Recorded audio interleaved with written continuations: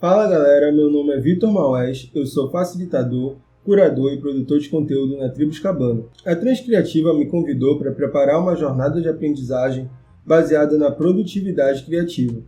Essa jornada vai ser dividida em 8 dias. Antes de tudo, eu preciso selar um compromisso mútuo com vocês, onde eu vou me dedicar para gerar aprendizagem e tirar todas as dúvidas que puderem aparecer nesse caminho, mas eu também preciso que vocês tenham compromisso com sua própria aprendizagem, colocando em prática todas aquelas dicas que vocês acharem relevantes para o seu próprio contexto.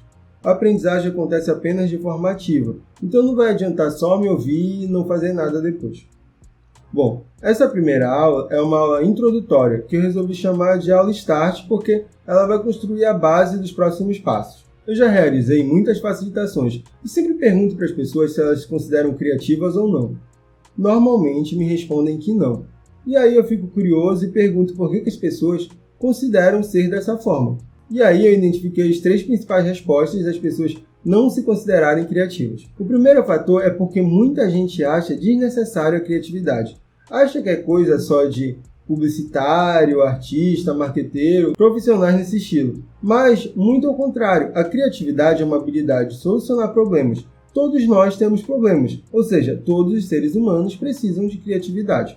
O segundo fator é um erro conceitual. As pessoas confundem o que é imaginação, criatividade e inovação. Imaginação é sobre criar imagens na mente. Então, se eu te disser assim, pensa agora num elefante cor-de-rosa.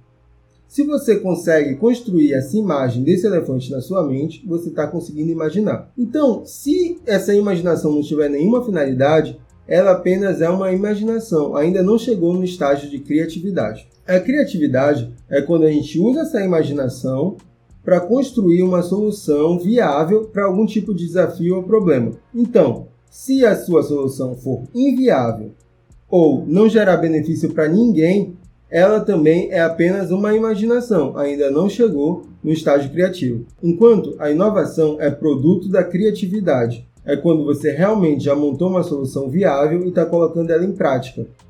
O mais importante da inovação é porque ela precisa gerar valor para um determinado grupo de pessoas. O terceiro fator das pessoas não se considerarem criativas pode ser chamado de mito da casa, que é quando você considera que as boas ideias podem surgir do nada. E não é bem assim. O pensamento criativo possui um processo. Então, o acaso favorece aquelas mentes que estão preparadas. Esse processo criativo que eu vou apresentar para vocês, eu adaptei da obra do Graham Wallace e dividi em 5 fases. As fases são clareza, preparação, incubação, iluminação e verificação. A primeira fase é a fase da clareza. Todo raciocínio criativo começa após uma situação-problema. Você pode chamar também de desafio, necessidade ou apenas problema. Só que, se você designar o desafio errado, você também vai construir uma solução errada. Por isso, é importante refletir sobre qual o problema que você está tentando resolver. A segunda fase é a fase da preparação. Após designar esse desafio, a gente começa a buscar referências no nosso próprio repertório, encontrar aquilo que a gente tem em mente que pode nos ajudar a construir a solução necessária. Com o tempo, buscando nosso repertório, a gente consegue perceber algumas lacunas, conhecimentos que faltam para que a gente consiga realizar o nosso objetivo. A partir dessas lacunas, a gente faz uma pesquisa. Então, a preparação constitui busca no nosso próprio repertório e pesquisa para completar essas lacunas. A terceira fase, provavelmente, é o momento mais desvalorizado do processo criativo. É a incubação, é aquele momento de distanciamento. Quando a gente está no projeto, a gente cria até certa ansiedade para conseguir finalizar o mais rápido possível. Isso faz com que a gente fique muito focado, fique muito próximo do processo. E a partir disso, criamos um bloqueio natural com o passar do tempo. Nesse momento, é importante praticar a incubação. Também pode ser chamado de ócio criativo, que é quando a gente se distancia do problema, nos distraindo com outra coisa, relaxando, assistindo alguma coisa, fazendo alguma coisa que a gente gosta. Quem nunca teve estado criativo enquanto tomava banho, assistia um filme ou jogava futebol? Isso é a incubação funcionando. Quando a gente se distancia do problema e relaxa, o nosso consciente continua trabalhando na busca daquela solução. A próxima fase é a fase de iluminação, que é quando a nossa solução já está sendo formada. Ela está saindo do campo das ideias e está indo realmente para o mundo real. A quinta fase é a fase de verificação. É quando a gente já está colocando em prática a nossa ideia, testando, buscando feedback e aperfeiçoando.